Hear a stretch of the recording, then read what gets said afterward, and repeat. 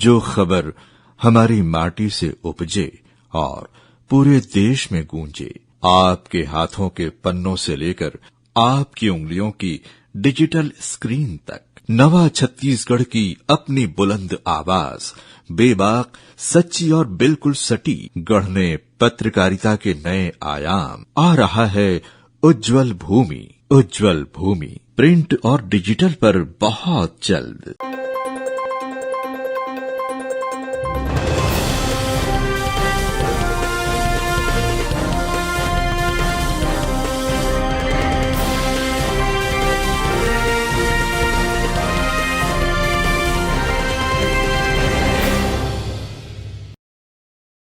नमस्कार, स्वागत है आप सभी का ग्रैंड न्यूज नेटवर्क में और मैं हूं आपके साथ सीमा। चलिए अब एक नजर डाल लेते हैं आज के बुलेटिन की खास खबरों की ओर। खबरों में आगे बढ़ने से पहले एक नजर आज की हेडलाइंस पर।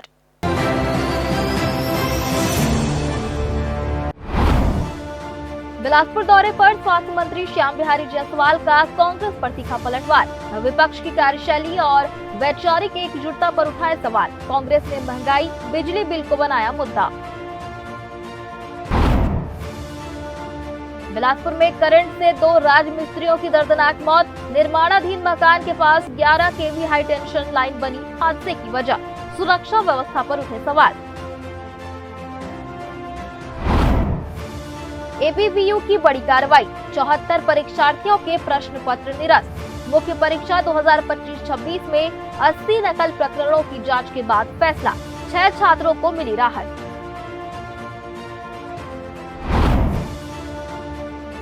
प्रतिबंध के बीच अरपा नदी में अवैध रेत खनन का खेल बेनकाब। वायरल वीडियो में ट्रैक्टर से खुलेआम रेत परिवहन। विभाग की निगरानी और सुरक्षा व्यवस्था पर उठे सवाल। और टीन शेड तोड़कर किराना दुकान में चोरी। नकदी और सामान लेकर फरार चोर। पूरी वारदात सीसीटीवी कैमरे में कैद। एक ही दुकान में तीसरी चोरी से पुलिस पर उठे सवाल।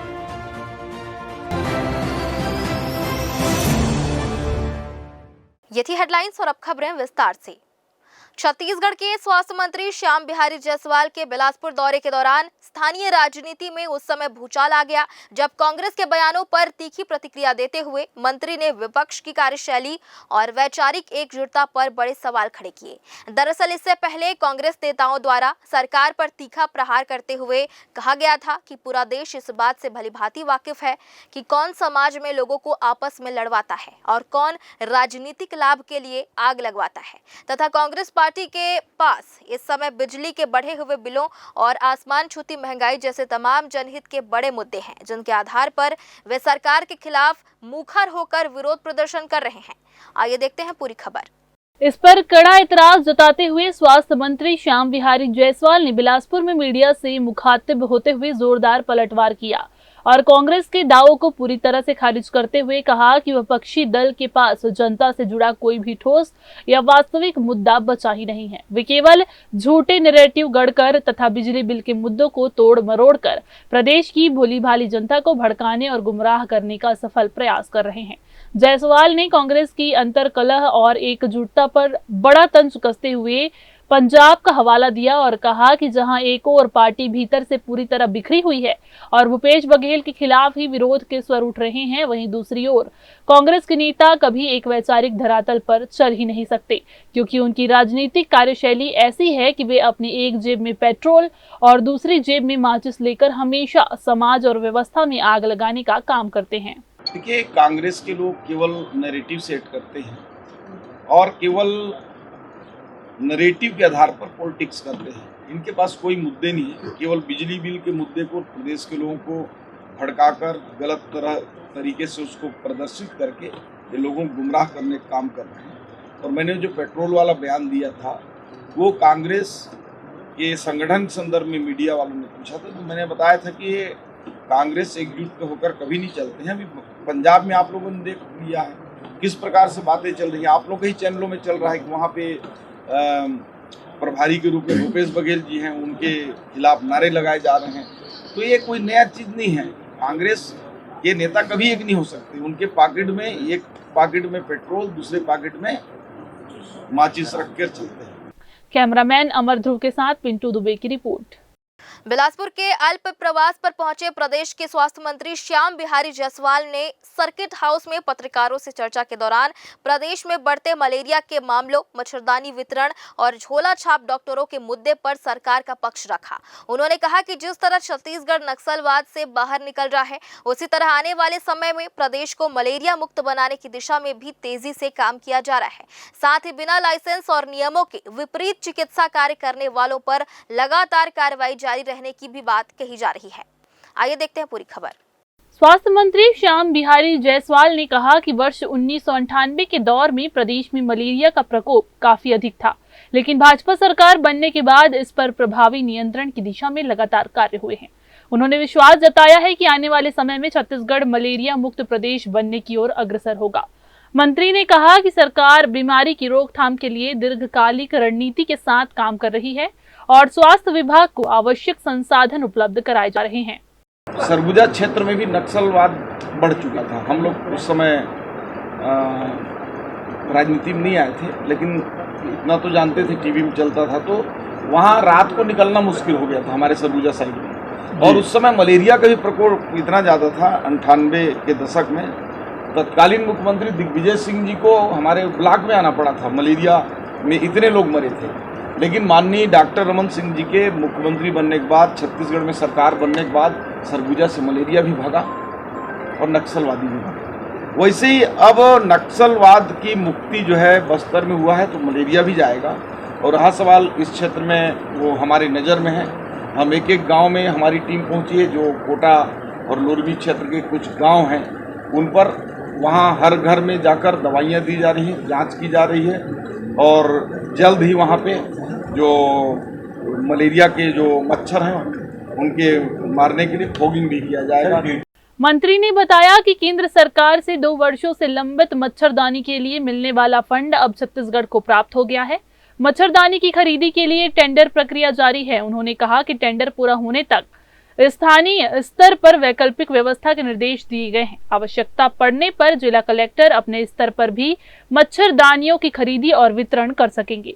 उन्होंने ये भी कहा कि बारिश का असर कम होने से पहले ही स्वास्थ्य विभाग ने आवश्यक तैयारियां पूरी कर ली हैं। कोई झोला छाप डॉक्टर नहीं है। प्रदेश में जो भी काम कर रहे हैं सब प्रदेश के हित में कर रहे हैं।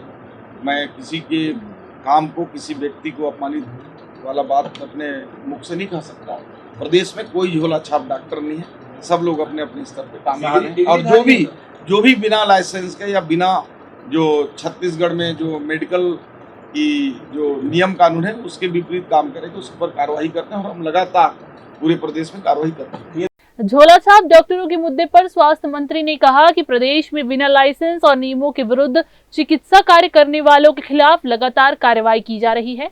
उन्होंने कहा कि जो लोग वैधानिक रूप से स्वास्थ्य सेवाओं से जुड़े हैं, वे अपने अपने स्तर पर प्रदेश हित में कार्य कर रहे हैं और किसी के कार्य को अपमानित करने जैसी स्थिति नहीं बननी चाहिए। मंत्री ने स्पष्ट किया कि सरकार का उद्देश्य आम लोगों को सुरक्षित और गुणवत्तापूर्ण स्वास्थ्य सेवाएं उपलब्ध कराना है तथा नियमों का उल्लंघन करने वालों पर आगे भी कार्रवाई जारी रहेगी। Bureau report, grand news. केंद्रीय राज्य मंत्री एवं बिलासपुर सांसद तोखन साहू के मुंगेली प्रवास के दौरान शुक्रवार को भाजपा कार्यकर्ताओं ने उनका जगह जगह गर्मजोशी से स्वागत किया। हाल ही में नई दिल्ली में रेल मंत्री और मुख्यमंत्री के साथ हुई बैठक के बाद कटघोरा डोंगरगढ़ मुंगेली रेल लाइन परियोजना को स्वीकृति मिलने और इसकी रूपरेखा तैयार होने को क्षेत्र के लिए ऐतिहासिक उपलब्धि माना जा रहा है। इसी उपलब्धि के उपलक्ष्य में कार्यकर्ताओं ने उनका अभिनंदन कर बधाई दी। बिलासपुर के उसलापुर मुख्य मार्ग पर वार्ड क्रमांक 3 के पार्षद पति के नेतृत्व में भाजपा कार्यकर्ताओं ने केंद्रीय राज्य मंत्री का पुष्पहार पहनाकर और फूलों की वर्षा कर स्वागत किया। इस अवसर पर नगर निगम के एल्डरमैन अशोक ठाकुर सहित बड़ी संख्या में भाजपा पदाधिकारी एवं कार्यकर्ता मौजूद रहे। सभी ने रेल परियोजना को क्षेत्र के विकास की दिशा में महत्वपूर्ण कदम बताते हुए कहा कि इसके पूरा होने से बिलासपुर, मुंगेली, कटघोरा और डोंगरगढ़ सहित आसपास के क्षेत्रों को बेहतर रेल संपर्क मिलेगा। कार्यकर्ताओं ने केंद्रीय राज्य मंत्री तोखन साहू के प्रयासों की सराहना करते हुए विश्वास जताया कि ये परियोजना क्षेत्र के आर्थिक और सामाजिक विकास को नई गति प्रदान करेगा। तोखन साहू जी जो मुंगेली कटघोरा रेल लाइन को लाने के बाद पहली बार तखतपुर विधानसभा का आगमन हुआ है, उसी परिप्रेक्ष्य में हम सभी उनके स्वागत में माननीय विधायक जी का स्वागत में, हमारे महापौर जी के स्वागत में सब हम कार्यकर्ता लोग एकत्रित हुए हैं। और बहुत ही हर्ष की बात है कि हमारे सांसद जी जो कार्य किए हैं, आज बरसों पुराना मांग को पूरा किए हैं, उसके लिए हम उनको बहुत बहुत धन्यवाद देते हैं और उनको बहुत बहुत बधाई देते हैं। विकास की लगातार रफ्तार तेज़ी से चल रहे हैं डबल इंजन की सरकार में, तो उसी माध्यम से एक बहुत बड़ा प्रोजेक्ट जो वर्षों पुराना मांग था, जो किया मांग पूरा नहीं हुआ था, हमारे माननीय सांसद जी और केंद्रीय मंत्री जी के अनुशंसा से परियोजना पूरा हुआ है। तो उस सबसे पहले आए, आज स्वीकृति करने के बाद हम उसका भव्य स्वागत किए, हमारे सब पब्लिक लोग और विधायक जी का भी स्वागत किए। आज उसलापुर के इस पावन धरा में माननीय केंद्रीय मंत्री तूफान साहू जी का भव्य स्वागत हुआ। आदरणीय अशोक ठाकुर जी, किरण राजेंद्र टंडन जी के नेतृत्व में, और साथ में प्रथम आगमन में हमारे माननीय विधायक महोदय धर्मजीत सिंह जी, विकास पुरुष का भी आगमन हुआ है। मैं ये चाहूँगा कि ये जो बहुत बहुप्रतीक्षित मांग था, कटघोरा और डोंगरगढ़ रेल लाइन, ये मूर्त रूप, मुझे विश्वास है कि मूर्त रूप लेगा और पूर्ण रूप से ये हमारे तखतपुर विधानसभा से डोंगरगढ़ के लिए एक वो बनेगा, कहा जाए कि एक बहुत बड़ा विकास के ये मुद्दा रहेगा।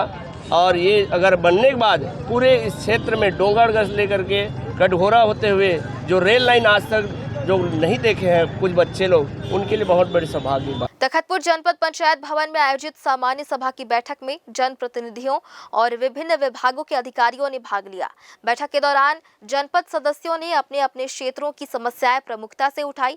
एक सदस्य ने बताया कि पिछले 1 वर्ष से लाखों रुपए के विकास कार्य स्वीकृत होने के बावजूद सरपंच और सचिव की लापरवाही के कारण कार्य शुरू नहीं हो सके हैं। वहीं एक जनप्रतिनिधि ने बिना परमिट, बीमा और फिटनेस के संचालित हो रही स्कूल बसों का मुद्दा उठाते हुए कहा कि आरटीओ की कार्रवाई से बच्चों को परेशानी होती है, इसलिए सभी बस संचालकों से शासन के नियमों का सख्ती से पालन कराया जाए। बैठक में जनपद पंचायत अध्यक्ष माधवी वस्त्रकार ने अधिकारियों को स्पष्ट निर्देश देते हुए कहा कि सुशासन की सरकार में किसी भी प्रकार की लापरवाही और गुणवत्ताहीन कार्य बर्दाश्त नहीं किया जाएगा तथा दोषी अधिकारी और ठेकेदारों के खिलाफ कड़ी कार्रवाई की जाएगी। सामान्य सभा का बैठक था, उसमें मेरे क्षेत्र के पेयजल की समस्या था और कई महीनों से वहाँ का नल बिगड़ा हुआ था, वहाँ हेडपंप लगा हुआ था, लेकिन ग्राम पंचायत के द्वारा निकाल करके उसमें काम ही नहीं कराया। और ग्राम पंचायत की जो 15 वित्त की राशि है, उसमें लाखों रुपया का आहरण करने के बाद भी काम नहीं कराया गया है। जैसे कि कठमुड़ा रैयत के लिए 1,20,000 रुपया और नाली निर्माण के लिए 2 बार 40-40 हज़ार रुपया का आहरण किया गया है। उसको मैंने पिछली सामान्य प्रशासन बैठक में जांच के लिए कहा था, जांच टीम गया था और स्थल में आज भी एक मिट्टी भी नहीं डला है।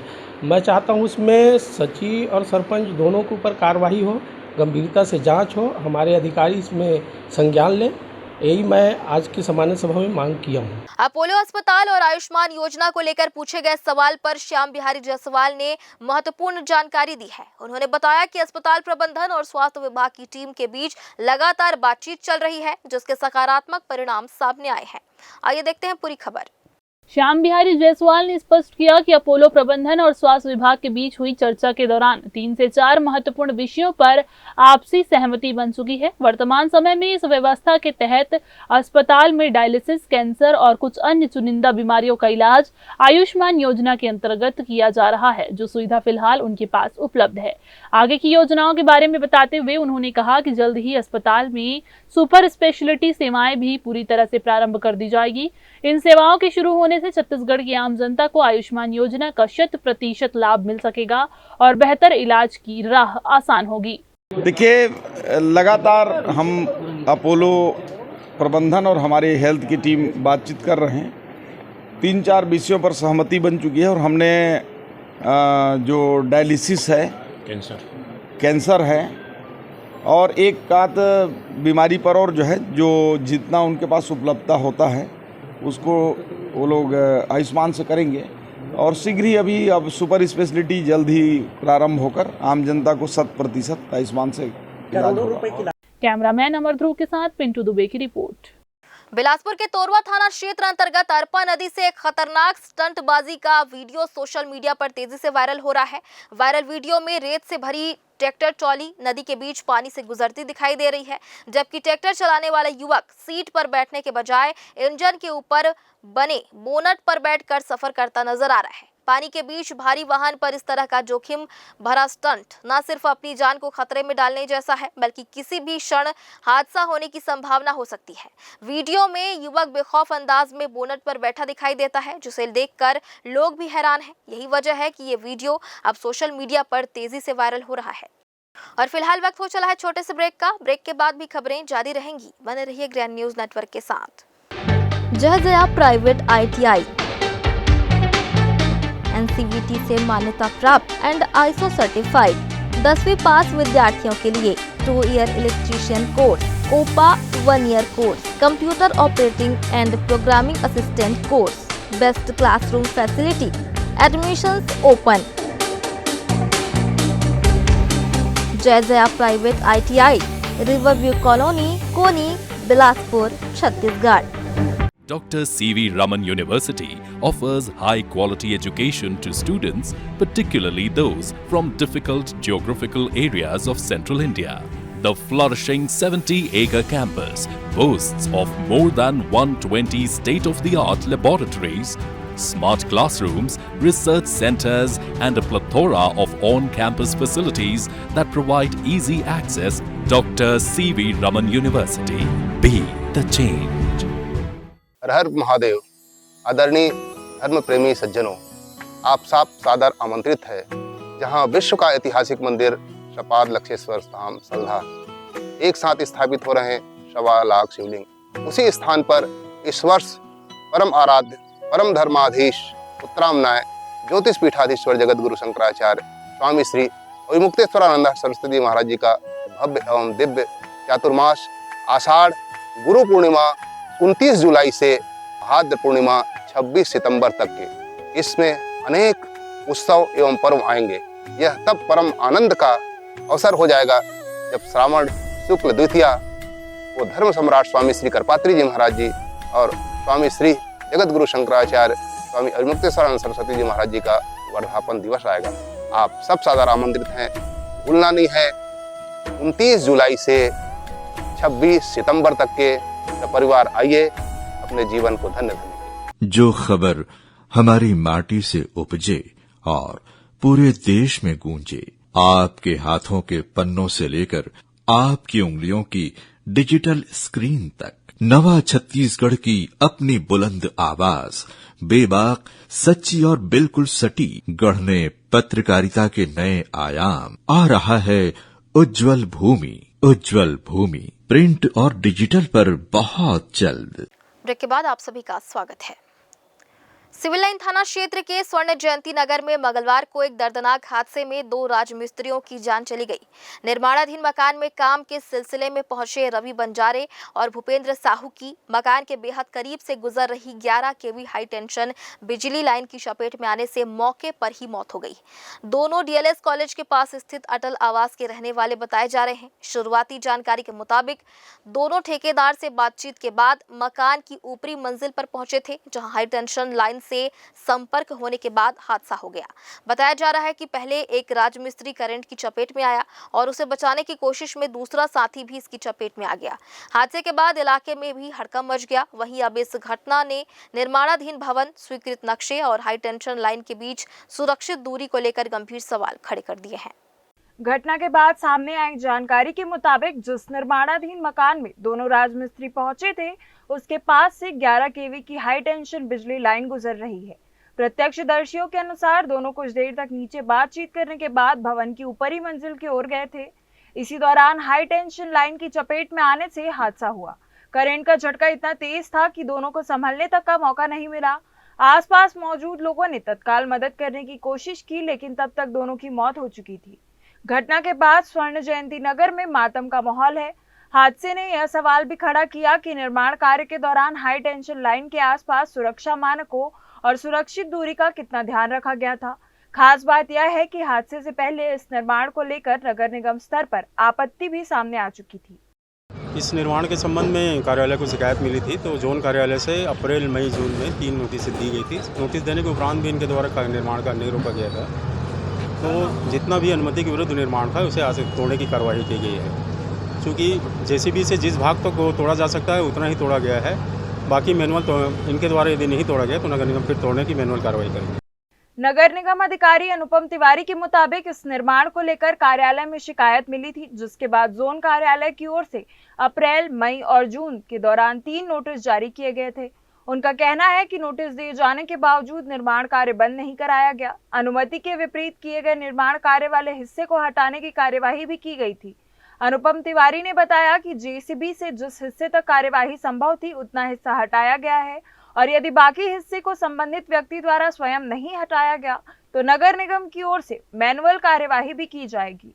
वहीं नगर निगम इंजीनियर जुगल किशोर ने बताया कि स्वीकृत नक्शे के विपरीत निर्माण को लेकर पहले ही 3 नोटिस दिए जा चुके थे। उनके अनुसार 4 अगस्त को मौके पर पहुंचकर निर्माण कार्य बंद कराया गया था और मकान मालिक से लिखित पंचनामा भी लिया गया था, जिसमें 7 दिन के भीतर नक्शे के अनुसार निर्माण स्वयं करने की बात कही गई थी। इसके बावजूद निर्माण कार्य जारी रखने की बात सामने आई है। नगर पालिक निगम बिलासपुर को शिकायत मिला था कि यहाँ पे जो अनुमति दिया गया है जोन क्रमांक 3 से, तो वो अनुमति के विपरीत निर्माण कार्य कर रहा था। इसकी शिकायत भी मिली थी, इसको नोटिस जारी किया गया था, 3 नोटिस दिए थे। और ये जो है अनूप सिंह ठाकुर, पिता स्वर्गीय कार्तिक सिंह ठाकुर, ये अपना निर्माण कार्य हमारे मना करने के बाद भी ये निर्माण कार्य बंद नहीं किया था। और ये रोड की भूमि पे और जो खाली जगह होता है स्वीकृत नक्शे में जो 12 फुट ओपन स्पेस होता है उस जगह में भी ये निर्माण कार्य किया। और इसका निर्माण कार्य इतने गलत तरीके से किया था कि जो 11 kV की लाइन होती है उसमें जहाँ तहाँ जो भी करके ये पाइप लगा के पूरे उस 11 kV लाइन के सटा के निर्माण कार्य किया, जिससे वो 2 मजदूरों की मृत्यु हो गई। 4 तारीख को मैं स्वयं यहाँ उपस्थित हुआ था, इसका काम भी उस समय बंद कराया। उसके पश्चात इसको पुनः बोला गया कि आप कार्य नहीं करेंगे, फिर भी ये काम कर रहा था और यहाँ पे बदतमीजी भी कर रहे थे उसके परिवार वाले। उनको समझाया गया कि भाई आप स्वयं से तोड़ लीजिए और इसके लिए पंचनामा तैयार किया गया है। वो लिखित में दिया है कि मैं 7 दिन के अंदर जैसा नक्शा पास हुआ है उसके अनुरूप मैं भवन को कर लूँगा, स्वयं से तोड़ लूँगा। कुछ विवाद की स्थिति पैदा हुई? अब विवाद तो करते हैं लोग, गलत तो करे हैं। अब किसी का बना हुआ मकान टूट रहा है तो विवाद की स्थिति थोड़ी सी निर्मित हुई थी। परमिशन इसको मिला था, ये 25 में मिला था, 9/4/25 को, लेकिन उसके विपरीत ये निर्माण कर रहा था। साइड रोड में भी जगह नहीं छोड़ा है, सामने भी जगह नहीं छोड़ा, रोड के ज़मीन में भी निर्माण किया है। और सबसे बड़ी बात ये 11 kV लाइन के नीचे तक के उसका निर्माण आ गया, आप देख सकते हैं, जिससे इसके काम कर रहे मजदूरों की मृत्यु हुई है, जिस पे पुलिस संज्ञान लेके कार्रवाई कर रही है और विद्युत मंडल भी कार्रवाई कर रही है और नगर निगम भी कार्रवाई आज कर रही है। मामले में सिविल लाइन थाना प्रभारी किशोर केवट ने बताया कि नगर निगम की ओर से भवन के कुछ हिस्सों को हटाने के संबंध में पहले ही नोटिस दिया गया था। इसी कार्यवाही के दौरान कानून व्यवस्था बनाए रखने के लिए पुलिस टीम मौके पर पहुंची थी। टीआई के मुताबिक मकान मालिक और उसके परिवार की ओर से कार्यवाही का विरोध भी किया जा रहा था। बाद में नगर निगम और मकान मालिक के बीच चर्चा के बाद कुछ हिस्सों को मौके पर हटाया गया, जबकि बाकी हिस्सों को स्वयं हटाने का आश्वासन दिया गया था। अब इसी निर्माण के दौरान 2 राजमिस्त्रियों की हाई टेंशन लाइन की चपेट में आने से मौत ने पूरे मामले को और गंभीर बना दिया है। हादसे के बाद यह सवाल भी सामने है कि जब भवन के पास से हाई टेंशन लाइन गुजर रही थी और निर्माण को लेकर पहले से आपत्तियां थी, तो वहां काम के दौरान सुरक्षा के पर्याप्त इंतजाम क्यों नहीं किए गए। स्वर्ण जयंती नगर पे नगर निगम के द्वारा एनक्रोच किए गए बिल्डिंग के कुछ हिस्सों को तोड़ने के संबंध में नोटिस दिया गया था। उक्त नोटिस के तारतम्य में हम लोगों को पुलिस अधीक्षक महोदय के माध्यम से बल तय करने के संबंध में लेख किया गया था। तो हम लोग यहाँ पे कानून व्यवस्था मेंटेन करने के उससे आए हुए हैं और जिनका घर है वो प्रोटेस्ट कर रहे थे। नगर निगम और मकान मालिक के द्वारा आपसी समन्वय के बाद में कुछ नगर निगम के द्वारा तोड़ा गया है, बाकी को स्वयं वो हटा लेंगे ऐसा करके आश्वासन पे यहाँ से शांति व्यवस्था कायम हुई है और आज का यही है। 2 मजदूरों की मौत के बाद अब निर्माण कार्यों के दौरान बिजली लाइनों से सुरक्षित दूरी और सुरक्षा मानकों को लेकर गंभीर सवाल उठ रहे हैं। स्वर्ण जयंती नगर सहित शहर के कई इलाकों में मकान के आसपास से हाई टेंशन लाइन गुजरती है। ऐसे में निर्माण के दौरान थोड़ी सी लापरवाही भी बड़े हादसे का कारण बन सकती है।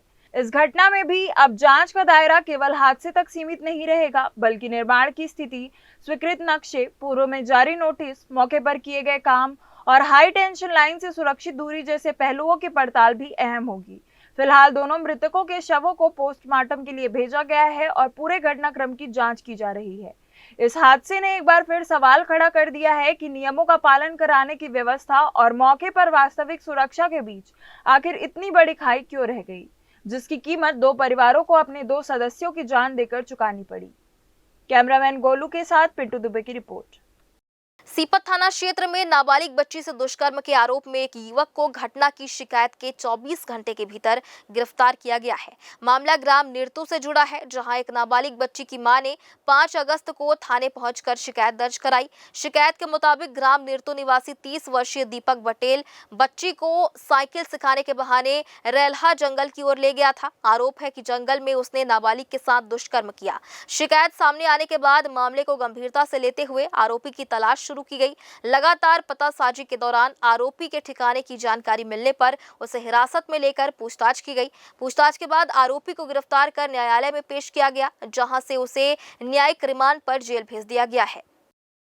थाना सीपत अंतर्गत ग्राम निरतू में एक नाबालिग बच्ची से दुष्कर्म का मामला सामने आने पर पुलिस के द्वारा त्वरित कार्रवाई करते हुए आरोपी को गिरफ्तार कर न्यायिक रिमांड पर जेल भेज दिया गया है। बिलासपुर के लाल खदान चौक से कॉलेज रोड पर नाली निर्माण के नाम पर खोदे गए गड्ढे और सड़क किनारे छोड़े गए मिट्टी के बड़े बड़े ढेर अब राहगीरों के लिए परेशानी और दुर्घटना की वजह बनते जा रहे हैं। स्थानीय लोगों का आरोप है कि बरसात के बीच शुरू किए गए इस कार्य को अधूरा छोड़ दिया गया, जबकि नाले के पानी के बहाव में बाधा बने अवैध कब्जों और अतिक्रमण को हटाने की दिशा में कोई ठोस कार्रवाई नहीं की गई। क्षेत्र के जनप्रतिनिधियों की कार्यप्रणाली अब गंभीर सवालों के घेरे में है। आइए देखते हैं पूरी खबर। बिलासपुर के लाल खदान चौक से कॉलेज रोड पर नाली निर्माण के नाम पर खोदे गए गड्ढे और सड़क किनारे छोड़े गए मिट्टी के बड़े बड़े ढेर अब राहगीरों के लिए परेशानी और दुर्घटना की वजह बनते जा रहे हैं।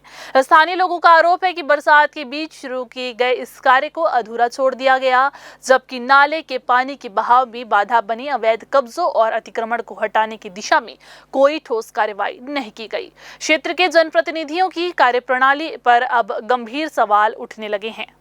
लाल खदान चौक से कॉलेज रोड से प्रतिदिन सैकड़ों स्कूली विद्यार्थी, कॉलेज छात्र छात्राएं और स्थानीय नागरिक गुजरते हैं। आरोप है कि हॉली क्रॉस स्कूल और चौक से कॉलेज के सामने नाली निर्माण के लिए गड्ढे तो खोद दिए गए, लेकिन उनसे निकली मिट्टी को कई सप्ताह बाद भी सड़क किनारे ही छोड़ दिया गया। बारिश के कारण यही मिट्टी सड़क पर फैल रही है, जिससे 2 पहिया वाहन चालकों के फिसलने का खतरा लगातार बना हुआ है। स्थानीय लोगों का कहना है कि यदि समय रहते मिट्टी नहीं हटाई गई और अधूरा काम पूरा नहीं किया गया तो कभी भी बड़ा हादसा हो सकता है। स्थानीय नागरिकों का आरोप है कि नाले के जिन हिस्सों पर वर्षों से अतिक्रमण और निर्माण होने के कारण पानी का प्राकृतिक बहाव बाधित है, वहां कार्रवाई की बजाय केवल एक हिस्से में खुदाई कर दी गई। इससे जनप्रतिनिधियों की मंशा और कार्यशैली पर सवाल खड़े हो रहे हैं। लोगों का कहना है कि हाल ही में मिट्टी के ढेर के कारण एक वाहन चालक दुर्घटना का शिकार भी हुआ, जिसके बाद विवाद की स्थिति भी बनी। नागरिकों की मांग है कि सड़क किनारे पड़े मिट्टी के ढेर तत्काल हटाए जाएं, अधूरा नाली निर्माण पूरा किया जाए और यदि किसी स्तर पर लापरवाही हुई है तो उसकी निष्पक्ष जांच कर जिम्मेदार लोगों पर कार्रवाई की जाए। ग्रैंड न्यूज के लिए कैमरामैन अमर के साथ पिंटू दुबे की रिपोर्ट। बिलासपुर के ग्रामीण इलाकों से सामने आई तस्वीरें स्वास्थ्य व्यवस्था पर बड़ा सवाल खड़े कर रही है।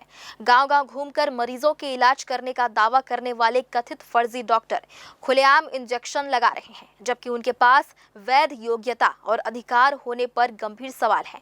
सबसे बड़ा सवाल यह है कि जब नियम साफ है, कार्रवाई के अधिकार मौजूद हैं और पहले भी ऐसे मामलों में लोगों की जान जा चुकी है, तब आखिर स्वास्थ्य विभाग की निगरानी कहाँ है? और यदि कैमरा इन लोगों तक पहुंच सकता है तो जिम्मेदार विभाग की नजर इन पर क्यों नहीं पड़ रही है? आइए देखते हैं पूरी खबर। मस्तूरी क्षेत्र के दर्री घाट और मानिकपुर में किए गए स्ट्रिंग के दौरान जो तस्वीरें सामने आई वे किसी भी जिम्मेदार व्यवस्था को झकझोर देने के लिए काफी है। खुद को होम्योपैथी चिकित्सक बताने वाला एक व्यक्ति मरीज के घर पहुंचा और महिला को इंजेक्शन लगाने की बात सामने आई। महिला ने कैमरे पर इंजेक्शन लगाए जाने की पुष्टि भी की और शरीर पर वो स्थान भी दिखाई दिया है जहां इंजेक्शन लगाया गया था। इतना ही नहीं, दूसरी महिला को भी इंजेक्शन लगाने की तैयारी चल रही थी कि कैमरा देखते ही दवाइयों का बैग छिपाने की कोशिश शुरू हो गई। सवाल ये है कि यदि कोई व्यक्ति होम्योपैथिक डॉक्टर होने का दावा करता है तो उसके बैग में होम्योपैथिक दवाओं के बजाय एलोपैथिक इंजेक्शन और दवाइयां क्यों हैं? प्रारंभिक जानकारी के अनुसार उसके पास न तो मान्य चिकित्सकीय योग्यता का प्रमाण मिला और न ही एलोपैथिक उपचार या इंजेक्शन देने का वैध अधिकार। यदि ये सही है तो ये केवल नियमों का उल्लंघन नहीं बल्कि सीधे लोगों की जान को जोखिम में डालने का मामला है। ग्रामीणों की मजबूरी आज कथित झोलाछाप डॉक्टरों की सबसे बड़ी ताकत बन गई है। जहां सरकारी स्वास्थ्य सेवाएं समय पर नहीं पहुंच पाती, वहां कथित फर्जी डॉक्टर बेखौफ होकर इलाज का कारोबार चला रहे हैं। बिलासपुर और कोटा क्षेत्र में गलत इलाज के कारण पहले भी कई लोगों, विशेषकर बच्चों की मौतों का मामला जो है वो सामने आ चुका है। कार्रवाई हुई, क्लिनिक सील हुई, लेकिन तस्वीरें ये बता रही है कि अवैध इलाज का ये नेटवर्क अब भी सक्रिय है। ऐसे में सवाल सिर्फ कथित फर्जी डॉक्टरों पर नहीं बल्कि उस निगरानी तंत्र पर भी उठता है जो हर कार्रवाई के बाद सब कुछ सामान्य मान लेता है। अब जरूरत औपचारिक चेतावनी की नहीं बल्कि लगातार अभियान चलाकर ऐसे लोगों की पहचान, जांच और सख्त कानूनी कार्रवाई की है। यदि समय रहते प्रभावी कदम नहीं उठाए गए तो इसकी कीमत किसी और मासूम की जिंदगी से चुकानी पड़ सकती है। कैमरामैन राकेश खरे के साथ पिंटू दुबे की रिपोर्ट। बिलासपुर रेल मंडल के उसलापुर स्टेशन पर नर्मदा एक्सप्रेस में अलार्म चेन पुलिंग का मामला सामने आया है।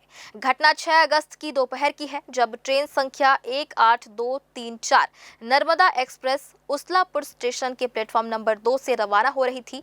इसी दौरान स्लीपर कोच S9 में सवार एक यात्री ने अलार्म चेन खींच दी, जिसके चलते ट्रेन अचानक रुक गई। प्लेटफॉर्म ड्यूटी पर तैनात रेलवे सुरक्षा बल के जवानों ने तत्काल मौके पर पहुंचकर जांच की। पूछताछ में यात्री की पहचान आदर्श गुप्ता, निवासी ग्राम देवरी, माजरा, जिला उमरिया, मध्य प्रदेश के रूप में हुई। यात्री ने बताया कि उसकी बीमार मां ट्रेन में सवार नहीं हो पाई थी, जिसके कारण उसने ट्रेन रोकने के लिए चेन पुलिंग की। घटना के चलते ट्रेन दोपहर 12:18 से 12:22 तक करीब 4 मिनट प्रभावित रही। रेलवे की जांच में किसी तरह की तकनीकी गड़बड़ी या ट्रेन संचालन से जुड़ी लापरवाही सामने नहीं आई और यात्री के पास उसी ट्रेन का यात्रा टिकट भी पाया गया। इसके बाद रेलवे सुरक्षा बल ने यात्री को मेमो सहित उसलापुर पोस्ट के सुपुर्द कर दिया, जहां रेलवे अधिनियम की धारा 141 के तहत मामले में आगे की कार्रवाई शुरू कर दी गई है।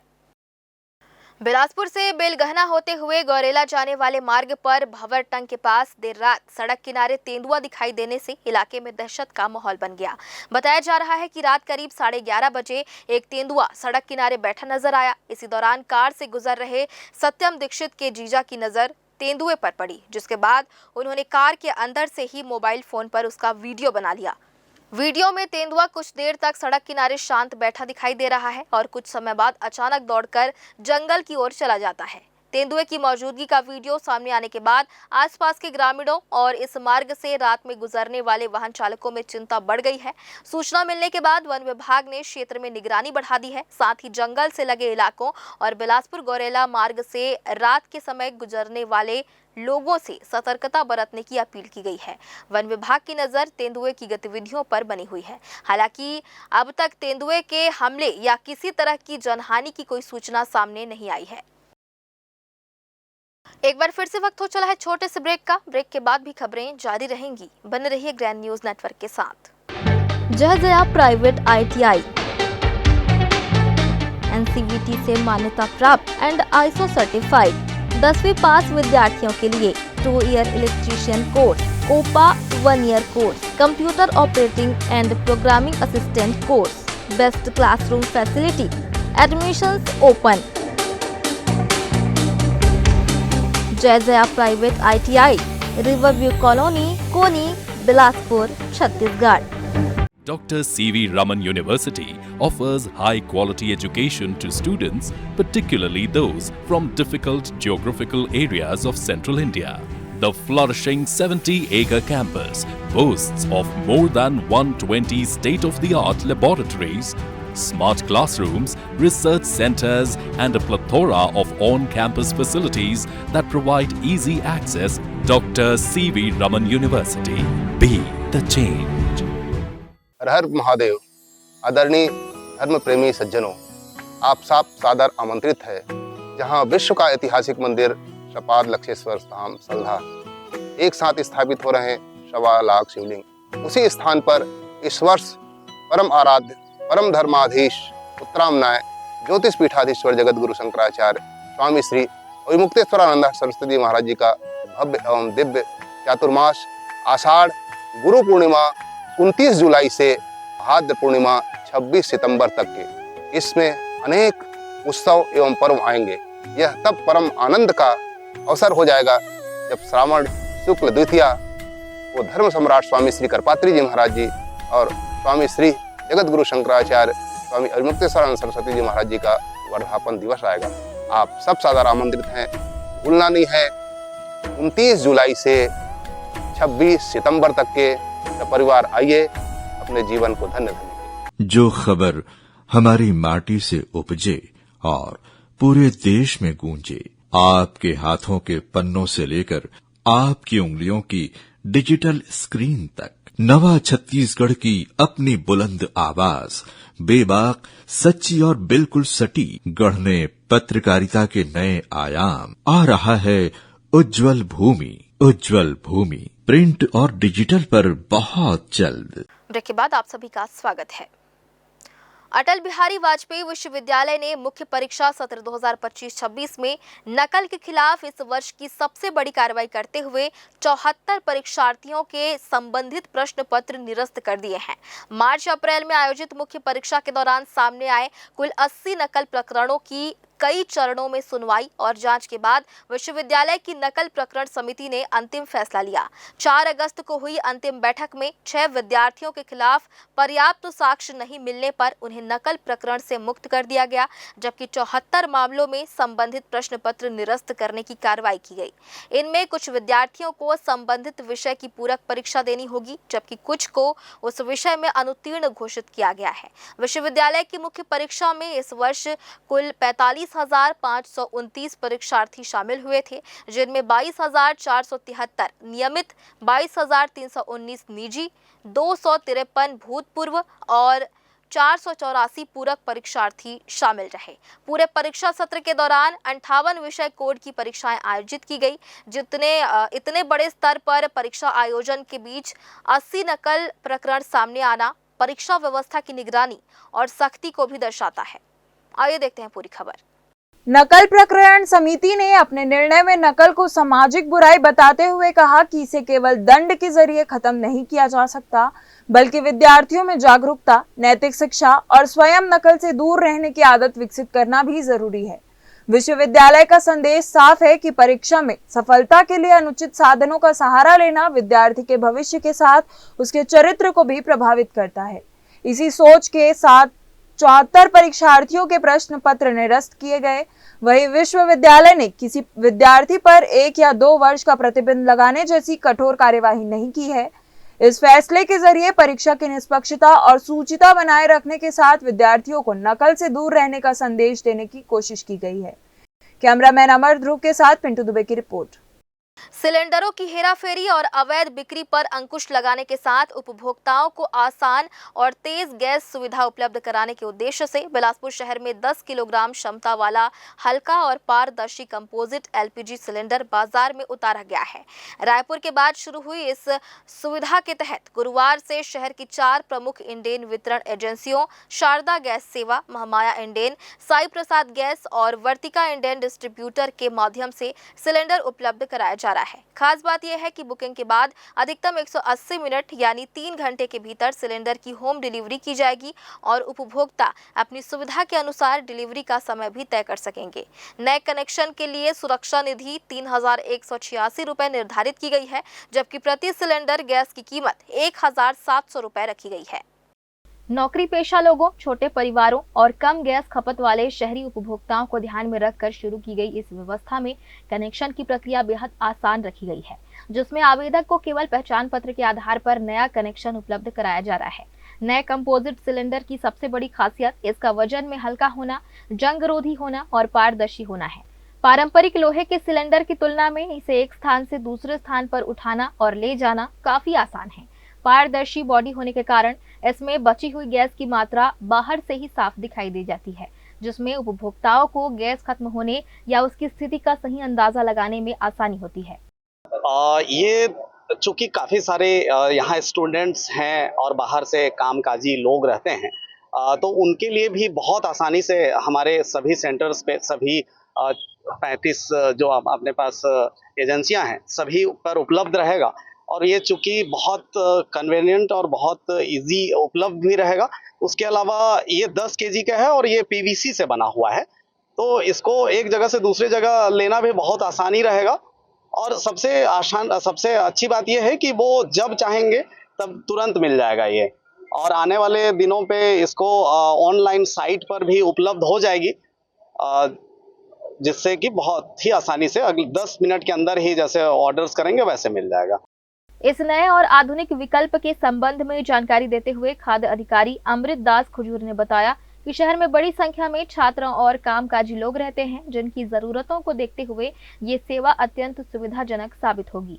बिलासपुर स्थित सभी 35 एजेंसियों के माध्यम से इसे आसानी से उपलब्ध कराया जा रहा है और डिजिटल माध्यमों से बुकिंग करते हुए उपभोक्ताओं की पसंद और जरूरत के अनुसार तेजी से आपूर्ति सुनिश्चित की जा रही है। अधिकारियों का मानना है कि इस पारदर्शी और सुगम व्यवस्था से न केवल आम जनता को राहत मिलेगी, बल्कि गैस की कालाबाजारी और अवैध रीफिलिंग जैसी गतिविधियों पर भी प्रभावी रूप से अंकुश लगाया जा सकेगा। ग्रैंड न्यूज के लिए कैमरामैन राकेश खरे के साथ पिंटू दुबे की रिपोर्ट। बिलासपुर के सीपत थाना क्षेत्र में जमीन विवाद को लेकर घर में घुसकर दंपत्ति से मारपीट और तोड़फोड़ का मामला सामने आया है। आरोप है कि गांव के सरपंच समेत कुछ लोगों ने घर में घुसकर पति पत्नी के साथ लाठी, पाइप और अन्य सामान से मारपीट की और घर में रखे सामान को नुकसान पहुंचाया। घटना के बाद पीड़ित ने एसएसपी कार्यालय पहुंचकर शिकायत की। एसएसपी रजनेश सिंह ने मामले को संज्ञान में लेते हुए जांच के निर्देश दिए। इसके बाद सीपत पुलिस ने सरपंच समेत 9 नामजद लोगों के खिलाफ मामला दर्ज कर आगे की कार्रवाई शुरू कर दी है। आइए देखते हैं पूरी खबर। जानकारी के मुताबिक ग्राम गुड़ी छुईहीपारा निवासी लखनलाल साहू ने शिकायत में बताया कि 29 जुलाई की रात बिजली बंद होने के कारण वह घर में सो रहा था, जबकि उसकी पत्नी प्रतिमा जानवरों को चारा दे रही थी। इसी दौरान जमीन विवाद को लेकर सरपंच दुर्गा प्रसाद साहू सहित गांव के अन्य लोग उसके घर पहुंचे और गाली गलौज करने लगे। आरोप है कि विरोध करने पर आरोपियों ने पति पत्नी के साथ लाठी, चैन, पाइप, लात घूसों से मारपीट की। शोर सुनकर लखनलाल के बड़े भाई और अन्य लोग मौके पर पहुंचे और बीच बचाव कर विवाद शांत कराया। जी, हम लोगों का 2023 से मामला था, जिसको हम लोग सिविल कोर्ट में मतलब वो चल रहा है, अपना केस चल रहा है। और घर को तोड़ने के लिए 1-2 बार और मतलब वो लोग स्टे लगाए किए थे, तो हम लोग उसको कोर्ट में लगाए हैं, हाई कोर्ट में, मतलब बचाने के लिए। तो उसी वजह से हम लोगों को ना प्रताड़ित कर रहे हैं और बार बार परेशान कर रहे हैं और घर को तोड़ने के और हम लोग मारपीट करने का। मारपीट के साथ घर में तोड़फोड़ किए जाने का भी आरोप है। पीड़ित के मुताबिक घटना में अलमारी, कूलर, टीवी और सीसीटीवी कैमरा क्षतिग्रस्त हो गया। इसके बाद लखनलाल ने एसएसपी कार्यालय पहुंचकर मामले की शिकायत की। एसएसपी रजनेश सिंह के संज्ञान में मामला आने के बाद जांच के निर्देश दिए गए हैं। इसलिए आज के डेट में जो है हम लोग जांच मारने की पूरा कोशिश की गए थे, वो भी लाइट बंद करके। गांव में लाइट ट्रांसफार्मर का जो गिरा करके मतलब बंद किए गए हैं, बता रहे हैं बच्चे लोग। कैमरे भी तोड़ा गया है। मैं एसपी साहब से मतलब बोल दिए थे हम लोग के सर जीत बचाव के लिए अपने हम लोग कैमरा लगवाए हैं बोल करके। तो ठीक है, अच्छी बात है बोल के वो भी बोले थे और कैमरा को भी पूरा तोड़ दिए हैं। अभी तक पूरा घर में जैसी तैसी पड़े हम लोग। 1 हफ्ते से घर में यहीं हॉस्पिटल में ही है हम लोग। घर अभी तक नहीं गए हम लोग। मैं 2 घंटे के लिए डॉक्टर साहब से छुट्टी लेकर के अब यहाँ पे आवेदन देने के लिए आया हूँ। जांच के बाद सीपत पुलिस ने सरपंच दुर्गा प्रसाद साहू, जगेश्वर साहू, नरोत्तम साहू, शुभम साहू, रेवती साहू, लक्की साहू, लल्लन साहू, गंभरू विश्वकर्मा और पूजा साहू समेत अन्य के खिलाफ संबंधित धाराओं में अपराध दर्ज कर लिया है। मामले में अब आगे की कार्यवाही की जा रही है। कैमरामैन अमर ध्रुव के साथ पिंटू दुबे की रिपोर्ट। बिलासपुर जिले में मलेरिया से बचाव और रोकथाम के स्वास्थ्य विभाग के दावों के बीच अब पहली मौत का मामला सामने आया है। कोटा क्षेत्र के औरापानी गांव की रहने वाली 37 वर्षीय रेखा बैगा ने सिम्स बिलासपुर में इलाज के दौरान दम तोड़ दिया। बताया जा रहा है कि तबीयत बिगड़ने पर परिजन उन्हें गनियारी पीएचसी लेकर पहुंचे थे, जहां जांच के दौरान मलेरिया की पुष्टि हुई। हालत गंभीर होने के कारण उन्हें बेहतर इलाज के लिए सिम्स रेफर किया गया, जहां करीब 2 दिनों तक उनका इलाज चला, लेकिन गुरुवार को इलाज के दौरान उनकी मौत हो गई। जिले में मलेरिया से ये पहली मौत बताई जा रही है। इधर कोटा क्षेत्र में लगातार मलेरिया के मामले सामने आने से चिंता बढ़ गई है। अब तक जिले में 50 से ज्यादा मरीजों की पहचान हो चुकी है, जबकि फिलहाल 11 एक्टिव केस बताए जा रहे हैं। ऐसे में एक ओर जहां स्वास्थ्य विभाग मलेरिया की रोकथाम और प्रभावित क्षेत्रों में निगरानी को लेकर लगातार प्रयासों की बात करता है, वहीं बीमारी से हुई मौत ने इन व्यवस्थाओं पर सवाल खड़े कर दिए हैं। खासकर आदिवासी और दूरस्थ क्षेत्रों में रहने वाली आबादी तक समय पर जांच, उपचार और बचाव के उपाय पहुंचाना बड़ी चुनौती है। अब इस मौत के बाद स्वास्थ्य विभाग के सामने कोटा सहित प्रभावित इलाकों में मलेरिया की रोकथाम के लिए निगरानी और उपचार व्यवस्था को और मजबूत करने की चुनौती है। मलेरिया के कम से कम 47 पेशेंट आए हैं हमारे पास, जिसमें काफ़ी लोग ठीक भी हो गए हैं और 17 मरीज़ एक्टिव थे। और कल जो था, कल 4 केस पॉजिटिव आए थे, 2 केंदा के थे और 2 अन्य जगह से थे। और ये जो केस हुआ है, इसमें क्या हुआ था कि 31 तारीख को इसके घर भी गए थे और इसके घर से इस दोनों का जांच हुआ था, पति पत्नी का।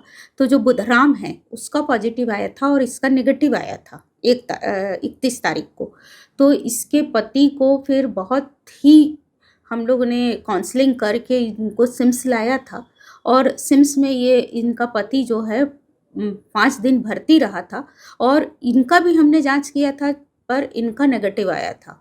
और हमने ये जो रेखा थी, ये अपने पति बुधराम के साथ 5 दिन सिम्स में रही है। तभी भी इसने ये नहीं बताया कि हाँ मेरी तबीयत ख़राब लग रही है।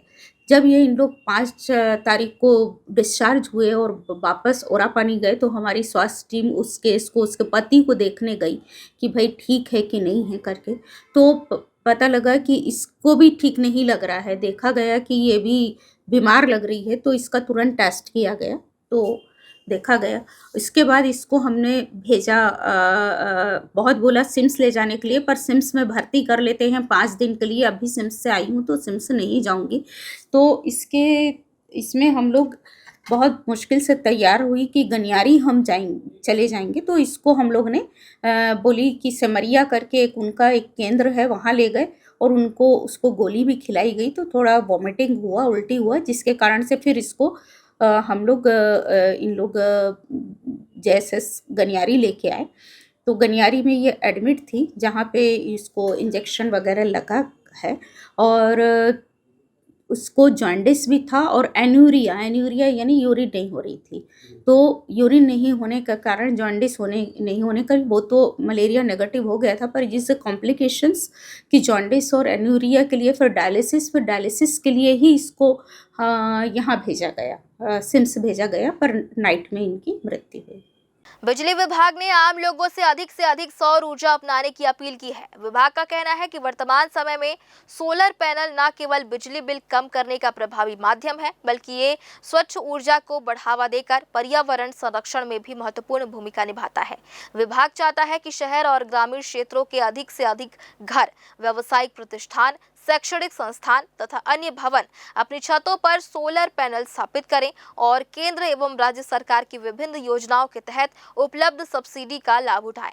बिजली विभाग का मानना है कि यदि बड़ी संख्या में उपभोक्ता सौर ऊर्जा से जुड़ते हैं तो पारंपरिक बिजली पर निर्भरता कम होगी, ऊर्जा की बचत होगी और भविष्य की ऊर्जा आवश्यकताओं को भी बेहतर तरीके से पूरा किया जा सकेगा। इसी उद्देश्य से विभाग लगातार जन जागरूकता अभियान चला रहा है और लोगों को सौर ऊर्जा के आर्थिक एवं पर्यावरणीय लाभों की जानकारी देकर प्रेरित कर रहा है। विभाग ने नागरिकों से अपील की है कि वे इस अभियान का हिस्सा बने और अपने घरों की छतों पर सोलर पैनल लगाकर स्वच्छ, सुरक्षित और किफायती ऊर्जा की दिशा में कदम बढ़ाएं। मैं सभी से यही अनुरोध करूंगा कि PM सूर्यघर योजना के तहत सोलर पैनल लगाने में जरा भी ना हिचकिचाएं और जल्द से जल्द लगा करके अपने बिजली बिल से निजात पाएं। और निश्चित ही इसका लाभ मिलता है। कुछ भ्रांतियां हैं लोगों में कि लाइट बंद होने पर भी सोलर पैनल से हमारे घर में बिजली जलेगी, तो ये ऑफ ग्रिड में ऐसा नहीं होता है, ऑन ग्रिड में। सिर्फ ये है बिजली पैनल से, सोलर पैनल से जो बिजली बिल पैदा की जाती है वो सीधे ग्रिड में चले जाती है, और उसका सीधा लाभ ये होता है कि जो आप बिजली विभाग से खपत करते हैं, जो मीटर हमारा रिकॉर्ड करता है खपत का, उसमें से उतने यूनिट का छोड़ के शेष यूनिट का ही देयक जारी होता है, तो निश्चित इसका लाभ मिलेगा। तो सबको ज़्यादा से ज़्यादा लगाना चाहिए, जहाँ भी संभव हो सोलर पैनल अवश्य लगाएं। मैं लोगों से अपील करता हूं। बिलासपुर जिले में मल्हार क्षेत्र से वर्षों से फरार चल रहे चीट फंड आरोपी चैतराम केवट को आखिरकार गिरफ्तार कर लिया गया है। आरोपी पर लोगों को कम समय में अधिक मुनाफा और बेहतर रिटर्न का झांसा देकर बीएन गोल्ड कंपनी में निवेश कराने तथा बाद में निवेशकों की जमा पूंजी लेकर धोखाधड़ी करने के आरोप हैं। बताया जा रहा है कि उसके खिलाफ बिलासपुर, मुंगेली, महासमुंद, सरगुजा और कांकेर समेत प्रदेश के कई जिलों में चीट फंड और धोखाधड़ी के मामले दर्ज हैं। लंबे समय से गिरफ्तारी से बचते हुए फरार चल रहे आरोपी पर एक मामले में 5,000 का इनाम भी घोषित किया गया था।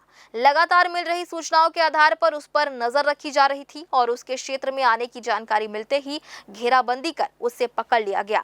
गिरफ्तारी के बाद आरोपी को अग्रिम वैधानिक कार्रवाई के लिए तखतपुर थाना सुपुर्द कर दिया गया है। वर्षों से फरार आरोपी की गिरफ्तारी को चीट फंड घोटाले से जुड़े मामलों में अहम सफलता मानी जा रही है। इससे उन निवेशकों को भी उम्मीद जगी है जिन्होंने आर्थिक मुनाफे के लालच में अपनी मेहनत की कमाई निवेश की थी और बाद में कथित ठगी का शिकार हो गए थे। और फिलहाल वक्त हो चला है छोटे से ब्रेक का। ब्रेक के बाद भी खबरें जारी रहेंगी। बने रहिए ग्रैंड न्यूज नेटवर्क के साथ। जहजया प्राइवेट ITI NCVT से मान्यता प्राप्त एंड ISO सर्टिफाइड 10वीं पास विद्यार्थियों के लिए 2 year electrician course, COPA 1 year course, computer operating and programming assistant course, best classroom facility, admissions open. Jai Jaya private ITI, riverview colony, Koni, Bilaspur, Chhattisgarh. Dr. C.V. Raman University offers high-quality education to students, particularly those from difficult geographical areas of Central India.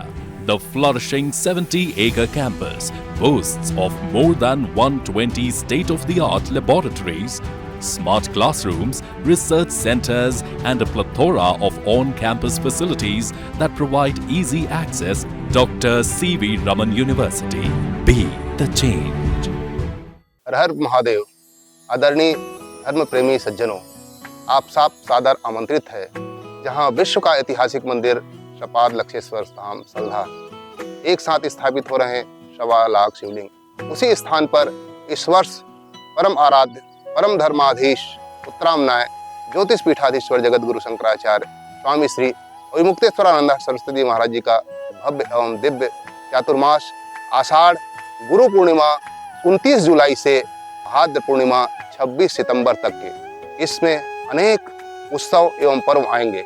यह तब परम आनंद का अवसर हो जाएगा जब श्रावण शुक्ल द्वितीया को धर्म सम्राट स्वामी श्री करपात्री जी महाराज जी और स्वामी श्री जगत गुरु शंकराचार्य स्वामी अविमुक्तेश्वरानंद सरस्वती जी महाराज जी का वर्धापन दिवस आएगा। आप सब सादर आमंत्रित हैं, भूलना नहीं है।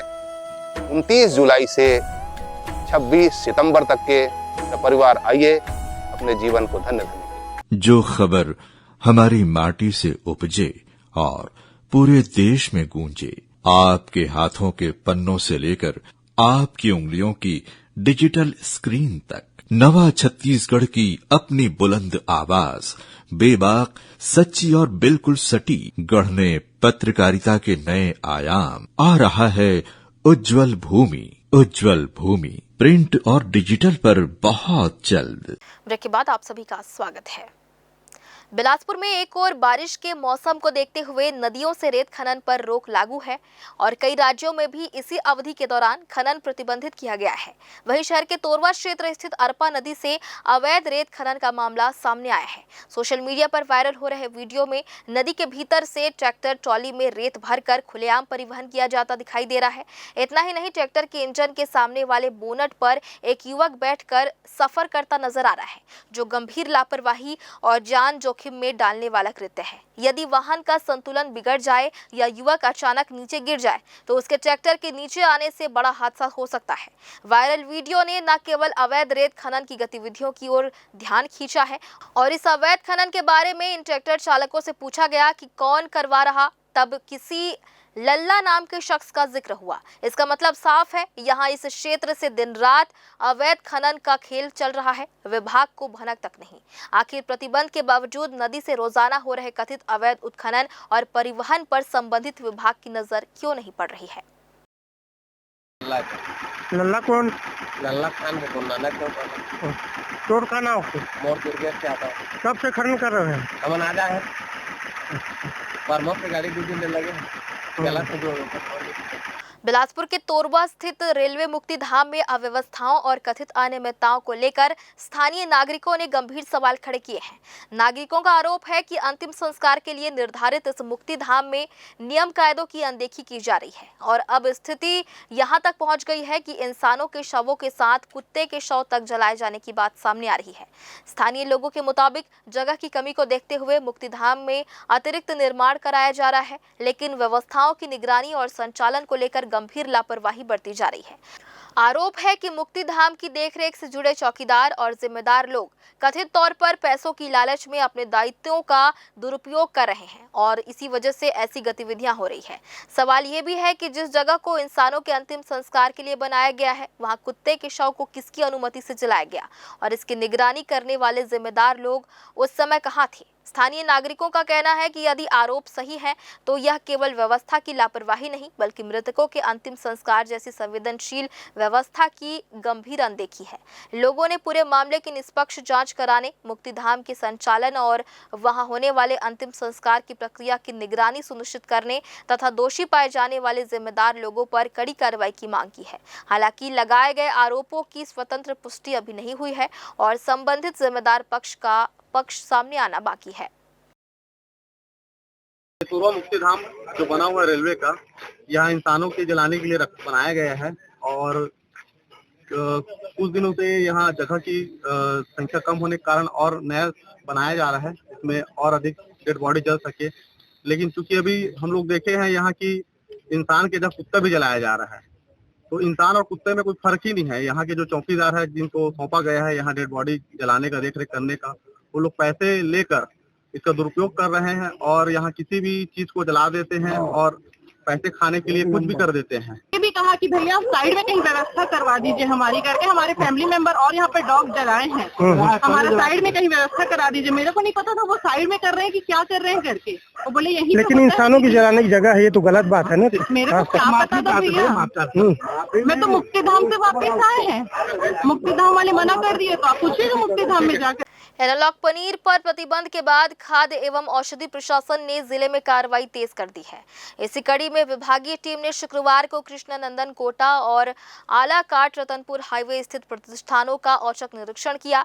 जांच के दौरान खाद्य पदार्थों की गुणवत्ता, पनीर की स्थिति और अन्य संबंधित व्यवस्थाओं को बारीकी से परखा गया। निरीक्षण में कुछ कमियां सामने आने पर दोनों संस्थानों को नोटिस जारी किया गया है। टीम ने मौके से पनीर और दही के सैंपल भी लिए हैं, जिन्हें जाँच के लिए भेजा जाएगा।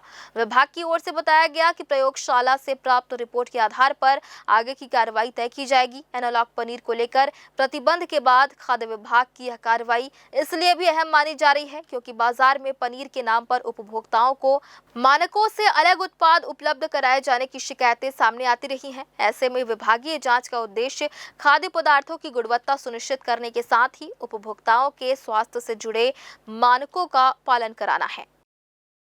रतनपुर के महमाया चौक के पास शुक्रवार सुबह करीब 8 बजे तेज रफ्तार का कहर देखने को मिला। महमाया मंदिर की ओर से एक युवती स्कूटी पर स्कूली बच्चों को स्कूल छोड़ने जा रही थी, तभी पुराना बस स्टैंड की ओर से तेज रफ्तार से आ रहे एक कथित नाबालिग बाइक चालक ने स्कूटी को जोरदार टक्कर मार दी। हादसे में स्कूटी सवार बच्चे गंभीर रूप से घायल हो गए और सभी सड़क पर गिर पड़े। स्थानीय लोगों ने तत्काल घायलों को सड़क किनारे सुरक्षित पहुंचाया और मदद के प्रयास शुरू किए। प्रत्यक्षदर्शियों का आरोप है कि इसी दौरान वहां से गुजर रही मुख्यमंत्री स्लम स्वास्थ्य योजना की मोबाइल मेडिकल यूनिट को रोकने का प्रयास किया गया, लेकिन वाहन नहीं रुका और आगे बढ़ गया, जबकि घायल बच्चा स्कूल ड्रेस में दर्द से तड़प रहा था। बाद में लोगों ने गुजर रही एम्बुलेंस को रोककर प्राथमिक उपचार की व्यवस्था कराई। घटना के बाद स्थानीय लोगों में भारी आक्रोश है और उन्होंने आरोपित चालक के साथ साथ लापरवाही बरतने वाले संबंधित कर्मचारियों के खिलाफ कड़ी कार्रवाई की मांग की है। उल्लेखनीय है कि मोबाइल मेडिकल यूनिट के नहीं रुकने संबंधी आरोप प्रत्यक्षदर्शियों के दावों पर आधारित है। बिलासपुर शहर में आज एक बार फिर मौसम ने करवट ली है। सुबह से ही आसमान में बादलों का डेरा बना हुआ था और मौसम पूरी तरह बारिश के रंग में नजर आ रहा था। इसी बीच बादलों से बूंदें जमीन पर उतरनी शुरू हुई और देखते ही देखते शहर के कई हिस्सों में बारिश का दौर शुरू हो गया। बारिश की रफ्तार फिलहाल तेज नहीं है, लेकिन लगातार गिरती बूंदों ने सड़कों और आसपास के इलाकों को भिगो दिया है। बारिश के चलते मौसम में ठंडक महसूस की जा रही है और उमस से भी लोगों को राहत मिली है। खास बात यह है कि इस दौरान तेज हवाओं या तूफान जैसी स्थिति नहीं है और आसमान में बिजली की कड़कड़ाहट सुनाई नहीं दे रही है। शांत माहौल के बीच हो रही बारिश ने शहर की मौसम को सुहावना बना दिया है। सुबह से बारिश की संभावना के बीच आसमान पर नजरें टिकाए लोगों को आखिरकार बादलों ने राहत दे दी है। फिलहाल बारिश का दौर जारी है और लोगों की नजर इस बात पर टिकी है कि आने वाले घंटों में बारिश की रफ्तार बढ़ती है या फिर बूंदाबांदी तक ही सीमित रहती है। छत्तीसगढ़ हाई कोर्ट ने अनुकंपा नियुक्ति से जुड़े एक महत्वपूर्ण मामले में फैसला सुनाते हुए स्पष्ट किया है कि केवल शादीशुदा होने के आधार पर मृत सरकारी कर्मचारी की बहन को अनुकंपा नियुक्ति से वंचित नहीं किया जा सकता। बिलासपुर निवासी तारा मिश्रा और उनकी बेटी अमिता दुबे की याचिका पर सुनवाई करते हुए जस्टिस संजय के अग्रवाल की एकल पीठ ने शासन के 19 सितंबर 2019 के उस आदेश को रद्द कर दिया जिसमें 14 जून 2013 की नीति का हवाला देकर शादीशुदा बहन को अपात्र माना गया था। कोर्ट ने कहा कि बेटी या बहन का विवाह उसके मायके के परिवार से संबंध या संभावित आश्रित होने की स्थिति स्वतः समाप्त नहीं करता और वैवाहिक स्थिति को पात्रता का आधार बनाना संवैधानिक समानता के सिद्धांत के विपरीत है। अदालत ने सुप्रीम कोर्ट के हालिया फैसलों का उल्लेख करते हुए कहा कि यदि शादीशुदा बेटे को परिवार की श्रेणी में रखा जाता है तो केवल शादी के आधार पर बेटी या बहन को बाहर करना लैंगिक भेदभाव और रूढ़िवादी सोच को बढ़ावा देगा। हाईकोर्ट ने छत्तीसगढ़ शासन की 14 जून 2013 की अनुकंपा नियुक्ति नीति का विश्लेषण करते हुए कहा कि उसमें बहन शब्द का प्रयोग किया गया है जिसमें शादीशुदा बहन भी शामिल है और उसे अलग से अपात्र घोषित नहीं किया गया है। अदालत ने संबंधित अधिकारियों को निर्देश दिया है कि याचिकाकर्ताओं के आवेदन पर कानून के अनुरूप नए सिरे से विचार करते हुए आदेश की प्रति प्राप्त होने के 4 सप्ताह के भीतर निर्णय लिया जाए। एक बार फिर से वक्त हो चला है छोटे से ब्रेक का। ब्रेक के बाद भी खबरें जारी रहेंगी। बने रहिए ग्रैंड न्यूज नेटवर्क के साथ। जय जया प्राइवेट ITI NCVT से मान्यता प्राप्त एंड ISO सर्टिफाइड 10वीं पास विद्यार्थियों के लिए 2 year electrician course, COPA 1 year course, computer operating and programming assistant course, best classroom facility, admissions open. Jai Jaya private ITI, riverview colony, Koni, Bilaspur, Chhattisgarh. Dr. C.V. Raman University offers high-quality education to students, particularly those from difficult geographical areas of central India. The flourishing 70-acre campus boasts of more than 120 state-of-the-art laboratories, smart classrooms, research centers, and a plethora of on-campus facilities that provide easy access. Dr. C.V. Raman University. Be the change. हर हर महादेव। आदरणीय धर्म प्रेमी सज्जनों, आप सब सादर आमंत्रित है जहां विश्व का ऐतिहासिक मंदिर श्रीपाद लक्षेश्वर धाम सलधा एक साथ स्थापित हो रहे हैं 1.25 लाख शिवलिंग। उसी स्थान पर इस वर्ष परम आराध्य परम धर्माधीश उत्तरामनाय ज्योतिष पीठाधीश्वर जगत गुरु शंकराचार्य स्वामी श्री अविमुक्तेश्वरानंद सरस्वती महाराज जी का भव्य एवं दिव्य चातुर्मास आषाढ़ गुरु पूर्णिमा 29 जुलाई से भाद्र पूर्णिमा 26 सितंबर तक के इसमें अनेक उत्सव एवं पर्व आएंगे। यह तब परम आनंद का अवसर हो जाएगा जब श्रावण शुक्ल द्वितीया वो धर्म सम्राट स्वामी श्री करपात्री जी महाराज जी और स्वामी श्री जगत गुरु शंकराचार्य स्वामी अरिमुक्तेश्वरानंद सरस्वती जी महाराज जी का वर्धापन दिवस आएगा। आप सब सादर आमंत्रित हैं।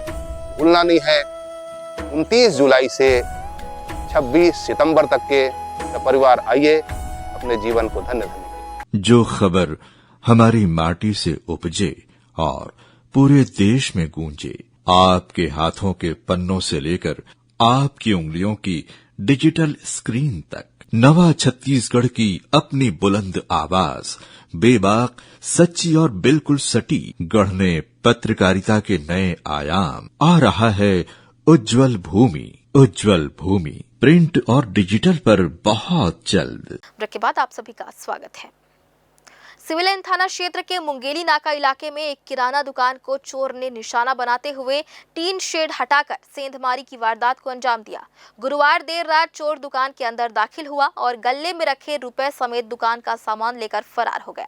शुक्रवार सुबह जब दुकान संचालक रोज की तरह दुकान खोलने पहुंचा तो अंदर सामान बिखरा देखकर उसके होश उड़ गए। जांच करने पर चोरी की घटना सामने आई। पूरी वारदात दुकान में लगे सीसीटीवी कैमरे में कैद हुई है, जिसमें चोर दुकान में दाखिल होता नजर आ रहा है। घटना के बाद इलाके के व्यापारियों में सुरक्षा को लेकर चिंता बढ़ गई है, क्योंकि दुकान संचालक के मुताबिक इसी दुकान में चोरी की यह तीसरी घटना है। अब सीसीटीवी फुटेज के आधार पर चोर की पहचान करने की कोशिश की जा रही है। चोरी की वारदात गुरुवार देर रात की बताई जा रही है। चोर ने पहले किराना दुकान के टीन शेड को हटाया और फिर दुकान के भीतर प्रवेश किया। अंदर पहुंचने के बाद उसने दुकान में रखा सामान और गल्ले में मौजूद रुपए समेटे और मौके से फरार हो गया।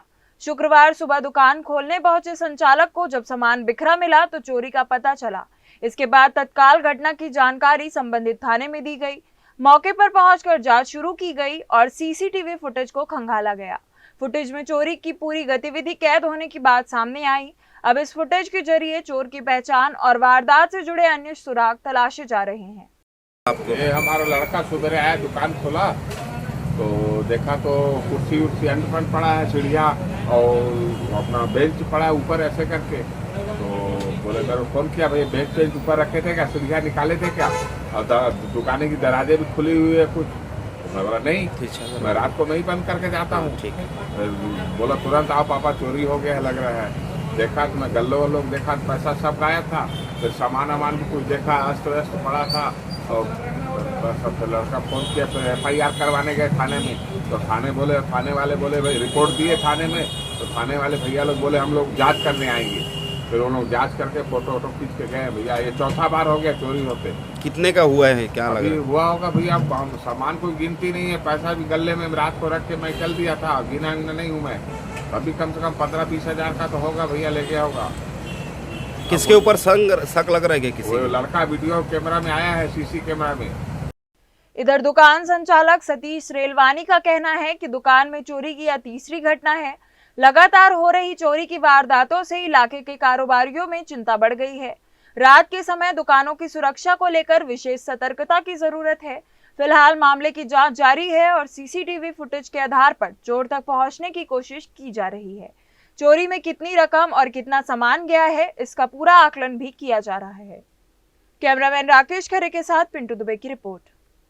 फर्जी LIC पॉलिसी के आधार पर ऋण हासिल करने के प्रयास से जुड़े करीब 20 साल पुराने मामले में छत्तीसगढ़ हाईकोर्ट ने आरोपी क्लर्क अरुण वसंत बापट को बड़ी राहत दी है। हाईकोर्ट ने वर्ष 2006 में निचली अदालत द्वारा सुनाई गई दोष सिद्धि और सजा को निरस्त करते हुए आरोपी को बरी कर दिया। मामले में आरोप था कि अरुण वसंत बापट ने करीब 1,85,000 रुपए का ऋण हासिल करने के लिए फर्जी LIC पॉलिसी और दस्तावेजों का सहारा लिया था। आइए देखते हैं खबर। सुनवाई के दौरान अदालत ने पाया कि अभियोजन यह ठोस रूप से साबित नहीं कर सका कि कथित फर्जी दस्तावेज आरोपी ने स्वयं तैयार किए थे या उनकी जालसाजी में उनकी प्रत्यक्ष भूमिका थी। अदालत के समक्ष अभियोजन से जुड़े कई महत्वपूर्ण दस्तावेज भी रिकॉर्ड में उपलब्ध नहीं मिले, जिससे मामले की कड़ी कमजोर हुई। हाईकोर्ट ने साक्ष्यों का मूल्यांकन करते हुए स्पष्ट किया कि किसी व्यक्ति को केवल संदेह के आधार पर आपराधिक मामले में दोषी नहीं ठहराया जा सकता। पर्याप्त और विश्वसनीय साक्ष्य के अभाव में निचली अदालत की दोष सिद्धि कायम रखना उचित नहीं माना गया। करीब 2 दशक तक चले इस मामले में हाईकोर्ट के फैसले के बाद आरोपी को बड़ी कानूनी राहत मिली है। दैनिक न्यूज के लिए कैमरामैन अमर ध्रुव के साथ पिंटू दुबे की रिपोर्ट। दक्षिण पूर्व मध्य रेलवे के दानापुर मंडल अंतर्गत राजेंद्र पुल दिनकर ग्राम सिमरिया स्टेशनों के बीच नए रेल पुल को दोहरीकरण परियोजना से जोड़ने तथा दिनकर ग्राम सिमरिया बिरौनी के बीच मुख्य लाइन कनेक्टिविटी का कार्य किया जाएगा। इसके लिए प्री नॉन इंटरलॉकिंग एवं नॉन इंटरलॉकिंग कार्य होने के कारण दक्षिण पूर्व मध्य रेलवे से होकर चलने वाली कुछ ट्रेनों का परिचालन प्रभावित रहेगा। रेलवे के अनुसार 25 सितंबर और 2 अक्टूबर 2026 को 22843 बिलासपुर बक्सर एक्सप्रेस तथा 26 सितंबर और 3 अक्टूबर 2026 को 22844 बक्सर बिलासपुर एक्सप्रेस रद्द रहेगी। इसके अलावा 26 और 29 सितंबर को 17007 चर्लपल्ली दरभंगा एक्सप्रेस परिवर्तित मार्ग से किऊल मुंगेली बिरौनी होते हुए दरभंगा पहुंचेगी। इसी तरह 25 और 29 सितंबर तथा 2 अक्टूबर को 17008 दरभंगा चर्लपल्ली एक्सप्रेस भी निर्धारित मार्ग के बजाय किऊल मुंगेर बिरौनी के रास्ते चलाई जाएगी। रेलवे ने यात्रियों से यात्रा से पहले अपनी ट्रेन की स्थिति की जानकारी लेने की अपील की है ताकि रद्द और परिवर्तित मार्ग वाली ट्रेनों के कारण होने वाली असुविधा से बचा जा सके। छत्तीसगढ़ हाई कोर्ट ने दुर्ग के बहुचर्चित ट्रिपल मर्डर मामले में महत्वपूर्ण फैसला सुनाते हुए आरोपी रवि शर्मा की हत्या और साक्ष्य मिटाने के मामले में दोष सिद्धि को बरकरार रखा है। हालांकि ट्रायल कोर्ट द्वारा सुनाई गई फांसी की सजा को संशोधित करते हुए अदालत ने उसे शेष प्राकृतिक जीवन तक बिना किसी वैधानिक रिमिशन या समय पूर्व रिहाई के आजीवन कारावास की सजा सुनाई है। हाईकोर्ट ने कहा कि मृत्यु दंड केवल रेयरेस्ट ऑफ रेयर मामलों में ही दिया जा सकता है और यह मामला उस कसौटी पर खरा नहीं उतरता। चीफ जस्टिस रमेश सिन्हा और जस्टिस रविंद्र कुमार अग्रवाल के डिवीजन बेंच ने अपने फैसले में कहा कि अभियोजन पक्ष में परिस्थितिजन्य साक्ष्यों की एक ऐसी मजबूत और पूर्ण श्रृंखला प्रस्तुत की जिससे आरोपी रवि शर्मा का अपराध संदेह से परे सिद्ध होता है। अदालत के अनुसार आरोपी ने पहले अपनी पत्नी, 1.5 माह की मासूम बच्ची और एन राजू को नींद की गोलियां देकर बेहोश किया, फिर टेप से हाथ पैर और मुंह बांधकर उनकी हत्या कर दी। इसके बाद एन राजू के शव को जलाकर अपनी मौत का झूठा नाटक रचने का प्रयास किया। कोर्ट ने mobile call record, railway ticket, FSL report, घटनास्थल में मिले टेप, एल्प्रेक्स दवा के रैपर, आरोपी की हैंडराइटिंग और घटना के बाद उसके फरार होने जैसी परिस्थितियों को महत्वपूर्ण साक्ष्य माना है। अदालत ने कहा कि अपराध बेहद ही जघन्य और सुनियोजित था, लेकिन सुप्रीम कोर्ट द्वारा तय सिद्धांतों के अनुसार इस मामले में मृत्यु दंड के बजाय बिना किसी रिमिशन या समय पूर्ण रिहाई के शेष प्राकृतिक जीवन तक आजीवन कारावास की सजा न्यायोचित होगी। साथ ही ट्रायल कोर्ट द्वारा भेजे गए डेथ रेफरेंस को खारिज करते हुए आरोपी की अपील को केवल सजा में संशोधन तक आंशिक रूप से स्वीकार किया गया। कैमरामैन राकेश खरे के साथ मिंटू दुबे की रिपोर्ट। छत्तीसगढ़ हाई कोर्ट की चीफ जस्टिस रमेश सिन्हा एवं जस्टिस रविंद्र कुमार अग्रवाल की डिवीजन बेंच ने श्री रावतपुरा सरकार मेडिकल संस्थान के चेयरमैन रविशंकर महाराज की याचिका पर महत्वपूर्ण फैसला सुनाते हुए 28 जून 2025 के टेलीफोन इंटरसेप्शन प्राधिकरण, गृह मंत्रालय के 4 जुलाई 2025 के पुष्टि आदेश तथा 15 सितंबर 2025 की रिव्यू कमेटी की कार्रवाई को वैधानिक प्रक्रिया के अनुरूप नहीं मानते हुए निरस्त कर दिया। हालांकि अदालत ने 30 जून 2025 को दर्ज CBI की FIR, चार्जशीट, समन आदेश और रायपुर की विशेष अदालत में लंबित भ्रष्टाचार के आपराधिक मामले को रद्द करने से इनकार कर दिया। कोर्ट ने स्पष्ट किया कि मुकदमे की सुनवाई अन्य वैध एवं ग्राह्य साक्ष्यों के आधार पर जारी रहेगी और ट्रायल कोर्ट प्रत्येक साक्ष्य की स्वीकार्यता, प्रासंगिकता एवं प्रामाणिकता का स्वतंत्र परीक्षण करेगा। अदालत ने यह भी निर्देश दिया कि यदि कोई कानूनी बाधा न हो तो निरस्त किए गए इंटरसेप्शन आदेश के आधार पर प्राप्त संदेशों की प्रतियां नष्ट की जाए। साथ ही याचिकाकर्ता को प्रत्येक निर्धारित तारीख पर ट्रायल कोर्ट में उपस्थित रहकर सुनवाई में सहयोग करने तथा अनावश्यक स्थगन नहीं लेने के निर्देश भी दिए गए। उम्र 78 साल, पेट में बढ़ता हुआ कैंसर का विशाल ट्यूमर और इलाज के नाम पर लाखों रुपए का खर्च। ऐसी स्थिति में किसी गरीब परिवार के लिए बीमारी से लड़ना किसी बड़ी चुनौती से कम नहीं होता। दर्री घाट की रहने वाली बुजुर्ग महिला के परिवार के सामने भी यही संकट था। निजी अस्पतालों में ऑपरेशन के लिए 2 से 3 लाख रुपए तक का खर्च बताया गया, लेकिन आर्थिक स्थिति कमजोर होने के कारण परिवार इलाज कराने में असमर्थ था। आखिरकार मरीज को सिम्स बिलासपुर लाया गया, जहां डॉक्टरों ने जांच के बाद बेहद जटिल ऑपरेशन का फैसला लिया। करीब 1 किलो वजन और 15 बाई 12 बाई 10 सेंटीमीटर आकार के कैंसर युक्त ट्यूमर को सिम्स की विशेषज्ञ टीम ने सफलतापूर्वक निकाल दिया। खास बात यह रही कि आयुष्मान भारत योजना के तहत मरीज का पूरा इलाज बिना किसी खर्च के किया गया। ये मामला एक बार फिर बताता है कि गंभीर और जटिल बीमारियों के इलाज में सरकारी अस्पतालों की विशेषज्ञ सेवाएं जरूरतमंद मरीजों के लिए कितनी बड़ी राहत बन सकती है। आइए देखते हैं पूरी खबर। मरीज पिछले 5-6 महीने से पेट के निचले हिस्से में लगातार दर्द से परेशान थी। समय के साथ पेट में गांठ तेजी से बढ़ती गई। जब परिवार निजी अस्पताल पहुंचा तो ऑपरेशन और इलाज में लाखों रुपए के खर्च की बात सामने आई। आर्थिक परेशानी के चलते परिजन मरीज को लेकर सिम्स पहुंचे। यहां डॉक्टरों ने जांच शुरू की और रेडियोलॉजी विभाग की प्रमुख डॉक्टर अर्चना सिंह की सोनोग्राफी में बाएं अंडाशय में करीब 15 बाय 12 बाय 10 सेंटीमीटर का बड़ा कैंसर युक्त ट्यूमर सामने आया। ट्यूमर का वजन लगभग 1 किलो था और उसका आकार इतना बड़ा हो चुका था कि आसपास के महत्वपूर्ण अंगों पर भी दबाव पड़ रहा था। मरीज की उम्र और ट्यूमर की स्थिति को देखते हुए ऑपरेशन बेहद चुनौतीपूर्ण था, लेकिन सिम्स के अलग अलग विभागों के विशेषज्ञ डॉक्टरों ने मिलकर सर्जरी की रणनीति तैयार की। जिस महिला की बात कर रहे हैं वो एक ग्रामीण महिला थी और लगातार इधर कई जगह उन्होंने पेट की दर्द काफ़ी 3-4 महीने से था और उसको जब हमारे यहाँ आया तो उसके सोनोग्राफी में ऐसा लगा कि उसके अंडाशय में एक गठान है, लेकिन साइज तो उसमें उतना नहीं परफेक्ट हो पाया। लेकिन यूजुअली इस अंडाशय में जो इस तरह की गठानें होती हैं वो इस उम्र में बहुत कम होती है। मेरे ख्याल से ये हमारे यहाँ भी थोड़ा सा रेयर था और इस तरह का पहली मामला था। गायनेकोलॉजिस्ट के जो डॉक्टर संगीता जोगी के मैडम की टीम और पूरे एनेस्थीसिया की टीम, इन लोगों ने उसका फिर प्लानिंग किया कि इसको इतना है और ओल्ड एज है, सबसे बड़ा फैक्टर हमारे पास उसका एक ओल्ड एज था, 78। इस एज में करना मुश्किल था और यदि वो एक बेनाइन मैलिग्नेंट गठान बोलते हैं उसको, कई बार ये फैलता नहीं है लेकिन एक गठान बढ़ते जाता है आपस में। तो जो भी हो हमारे लिए वो मरीज और उस गठान जो कि अंदर बढ़ रहा था उसको निकालना हमारा प्रायोरिटी था और उसको पूरे संयुक्त रूप से पूरी टीम ने बहुत अच्छे से किया।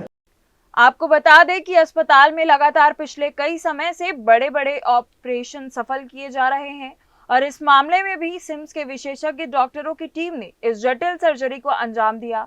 ऑपरेशन के दौरान ट्यूमर को निकालने के साथ गर्भाशय और दोनों अंडाशयों को भी बाहर निकाला गया। ट्यूमर के कारण प्रभावित बाई मूत्र वाहिनी की मरम्मत कर उसे डबल जे स्टेंट भी लगाया गया। इतनी बड़ी गांठ को निकालने के दौरान अधिक रक्तस्राव के साथ आसपास के महत्वपूर्ण अंगों को नुकसान पहुंचने का खतरा बना रहता है।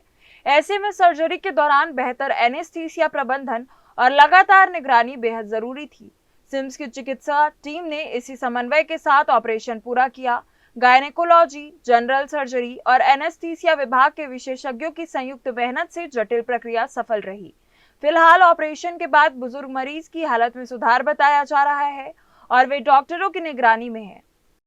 आप लगातार देखे होंगे हम सिम्स में अभी पिछले सालों से लगातार हर विभाग में कई जटिल ऑपरेशन किए हैं और ये सब हमारे अभी जो भी चिकित्सक हैं उनके जो भी उसके लिए जो भी चिकित्सा सुविधाएं हम लोगों को आवश्यकता के अनुसार वो लोग मांगते हैं तो हम प्रशासनिक तौर पे नए अधिष्ठाता महोदय के द्वारा हम लोग तत्काल उपलब्ध कराते हैं, जिसके परिणाम स्वरूप इस तरह के सफल ऑपरेशन किए जा रहे हैं। इस पूरे मामले में सिम्स की भूमिका इसलिए भी अहम रही क्योंकि आर्थिक रूप से कमजोर परिवार को महंगे इलाज की चिंता से राहत मिली और आयुष्मान भारत योजना के जरिए मरीज का इलाज बिना किसी खर्च के हो सका। सिम्स के चिकित्सा अधीक्षक डॉक्टर लखन सिंह के मुताबिक इतने बड़े ट्यूमर की सर्जरी में कई तरह की जटिलताओं का खतरा रहता है। उन्होंने इसे समय पर बीमारी की पहचान और विभिन्न विभागों के बीच बेहतर तालमेल को सफलता की अहम वजह बताया। इस ऑपरेशन में गायनेकोलॉजी विभाग की doctor Sangeeta Raman Jogi, doctor Deepika, doctor Saumya और डॉक्टर वर्षा, जनरल सर्जरी से doctor Raghuraj Singh, doctor B D Tiwari और डॉक्टर गरिमा तथा एनेस्थीसिया विभाग से doctor Madhumita Murthy, doctor B Raizada, doctor S Kujur और डॉक्टर एम देव वर्मा की भूमिका रही। जटिल सर्जरी को सफलतापूर्वक पूरा कर सिम्स की टीम ने यह दिखाया कि सरकारी चिकित्सा संस्थानों में विशेषज्ञ डॉक्टरों और आधुनिक उपचार सुविधाओं के सहारे गंभीर मामलों का भी इलाज संभव है। मरीज के परिजनों ने बिना आर्थिक बोझ के इलाज और सफल ऑपरेशन के लिए सिम्स प्रबंधन और पूरी चिकित्सकीय टीम का आभार जताया है। ग्रैंड न्यूज के लिए कैमरामैन अमर ध्रुव के साथ पिंटू दुबे की रिपोर्ट। रतनपुर के प्रसिद्ध गिरजावन हनुमान मंदिर परिसर में शुक्रवार को 70 वर्षीय वृद्ध की संदिग्ध परिस्थितियों में मौत के बाद पूरे इलाके में सनसनी फैल गई। मृतक की पहचान ग्राम चोरभट्टी गनियारी निवासी चमरा राम सिदार के रूप में हुई है। बताया जा रहा है कि वह करीब 1 महीने से मंदिर परिसर में रह रहा था और गुरुवार को मंदिर के सहायकों के साथ अमरकंटक दर्शन के लिए भी गया था। रात में सभी लोग वापस मंदिर लौटे। शुक्रवार सुबह करीब 10 बजे तक चमरा राम सामान्य रूप से पूजा पाठ करते दिखाई दिए, लेकिन इसके बाद कुछ समय बाद मंदिर परिसर के यज्ञ स्थल के पास उनकी मौत की खबर सामने आई। अचानक हुई इस घटना से मंदिर परिसर में मौजूद लोग सकते में आ गए। सूचना मिलते ही रतनपुर पुलिस मौके पर पहुंची और घटना स्थल की जांच शुरू की। प्रारंभिक जांच में मौत की वजह स्पष्ट नहीं हो सकी है। सबसे बड़ा सवाल यही है कि सुबह तक सामान्य नजर आ रहे बुजुर्ग के साथ ऐसा क्या हुआ कि कुछ ही देर बाद उनकी मौत हो गई। पुलिस आसपास मौजूद लोगों और मंदिरों से जुड़े सहायकों से पूछताछ कर रही है। पोस्टमार्टम रिपोर्ट और जांच में सामने आने वाले तथ्यों के बाद ही मौत की वास्तविक वजह स्पष्ट हो सकेगी। फिलहाल घटना को लेकर कई सवाल अनसुलझे हैं और जांच के जरिए इनका जवाब तलाशा जा रहा है। सिरगिट्टी थाना क्षेत्र के ग्राम हरदी कला टोना में चखना दुकान की आड़ में शराब पीने के लिए जगह उपलब्ध कराने का मामला सामने आया है। मामले में पुलिस ने 48 वर्षीय सुधीर कौशिक निवासी हरदी कला टोना के खिलाफ आबकारी एक्ट के तहत कार्रवाई की है। बताया गया कि आरोपी के चखना दुकान की आड़ में लोगों को शराब पीने के लिए जगह उपलब्ध कराने का वीडियो सोशल मीडिया पर भी वायरल हुआ था। सूचना के आधार पर 6 अगस्त को कार्रवाई करते हुए मौके से एक खाली डिस्पोजल, कुरकुरे के 2 खाली पैकेट, देशी प्लेन शराब की 3 खाली बोतलें तथा 250 रुपए नकद मिले। बरामद नकदी में एक 100 रुपए का नोट और 2 50 रुपए के नोट, 2 20 रुपए के नोट और एक 10 रुपए का नोट शामिल है। मामला जमानती होने के कारण आरोपी को जमानत पर छोड़ दिया गया, जबकि उसके खिलाफ अलग से प्रतिबंधात्मक कार्रवाई करते हुए गिरफ्तार किया गया। पूरे मामले ने चखना दुकानों की आड़ में शराबखोरी के लिए जगह उपलब्ध कराने और ऐसी गतिविधियों पर निगरानी को लेकर सवाल खड़े कर दिए हैं। मामला थाना सिरगिट्टी थाना क्षेत्र अंतर्गत का है। शराब पीने के लिए जगह मुहैया कराने वाले एक व्यक्ति को आबकारी एक्ट के तहत कार्रवाई किया गया है। मामला जमानती होने से उसमें जमानत पर छोड़ा गया है और पृथक से उसके ऊपर प्रतिबंधात्मक कार्रवाई भी की गई है। जहां भी सूचना मिल रही है वहां पे ऐसे व्यक्तियों के ऊपर तत्काल कार्रवाई के लिए निर्देशित किया गया है। और फिलहाल आज के इस बुलेटिन में बस इतना ही। अगले बुलेटिन में फिर होगी आपसे मुलाकात। तब तक के लिए मुझे और मेरी पूरी टीम को दीजिए इजाजत। नमस्कार।